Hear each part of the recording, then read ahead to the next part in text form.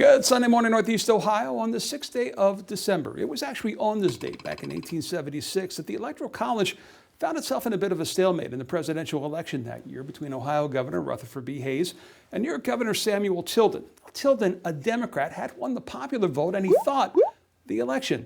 But Hayes and the Republicans said, not so fast. There are 3 states in the South where the results are in dispute. And as a result, on this date, the Electoral College ended up kicking the can to Congress for them to decide.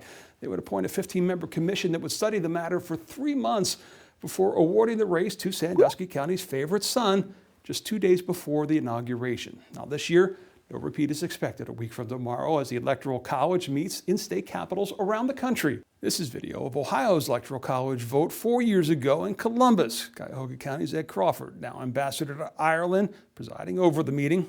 In the meantime, as he awaits this year's vote, President-elect Joe Biden continues to fill out his cabinet, this week naming key members of his economic staff. One of the ones we will be watching in Northeast Ohio is Secretary of Agriculture, with Congresswoman Marcia Fudge seen as a finalist for the post. Senator Sherrod Brown telling me this week he has told the Biden administration it's a 2-inch putt. I've served with Marcia, she on the House Ag Committee, and I on the Senate Agriculture Committee for, a decade now, I think.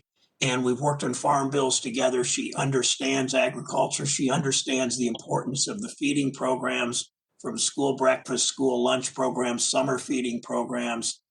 We know, especially during this pandemic, how important that is. All kinds of people have needed food assistance that didn't in the past. And I think Marcia Fudge, if she's nominated, I think she will sail through in confirmation. And I'm 100% supporting her and telling the Biden administration that. Well, it's not unusual for a post on our News 5 Facebook page to spark a conversation, maybe 50 to 100 comments. But this week, when a small group of Ohio legislators filed articles of impeachment against Governor Mike DeWine, it generated a lot more than that.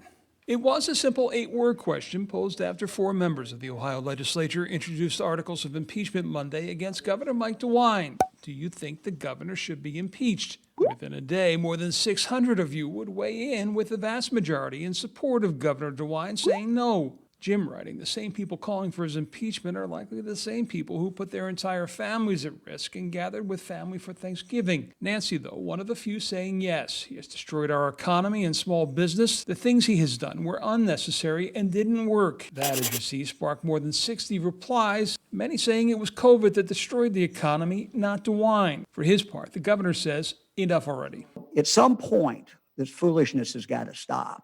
There's a small number of people out there who are making a lot of noise.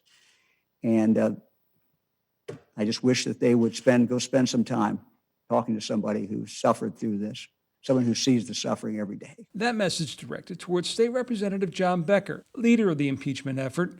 Becker tells me he has not met with healthcare workers who he says he applauds for their heroic efforts, and his heart does go out to those who have suffered loss. But my heart also goes out to the business owners who have suffered, and the many people who have been unemployed and can't get through to the unemployment office because of the incompetence of this administration. Term limited, Becker is realistic. This will likely go nowhere in the legislature, but he hopes it sends a message to the governor.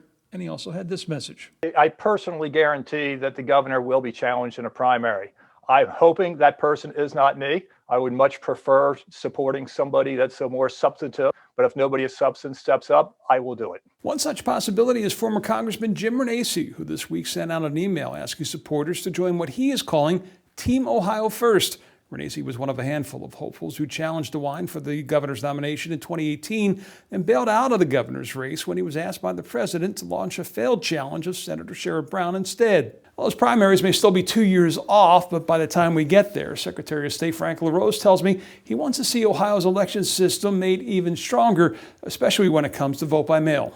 2020 was a record-breaking election, most votes cast, highest turnout. But it's this one that stands out to Secretary of State Frank LaRose, nearly 59% of people voting early in person or by mail. I think that with 59% of the votes cast through early and absentee voting, you can no longer call that an alternative. And LaRose believes even after this pandemic, voters will choose the option of convenience. It's time that we in state government respond to that and make some modernizations. While Ohio's election went relatively smoothly, the one glaring issue was the one that came with the record turnout, and that was the long lines at the county boards of elections for early voting. It's time that we allow more than one early voting location per county. I mean, the fact that we restrict it to one early voting location per county is just not consistent with the way that people are choosing to vote in these days. Changing that law will likely have to wait until the next legislative term in January. One bill that could be moved on in the Senate this week, though, is one that would allow voters to request an absentee ballot online. And right now, you've got to print a piece of paper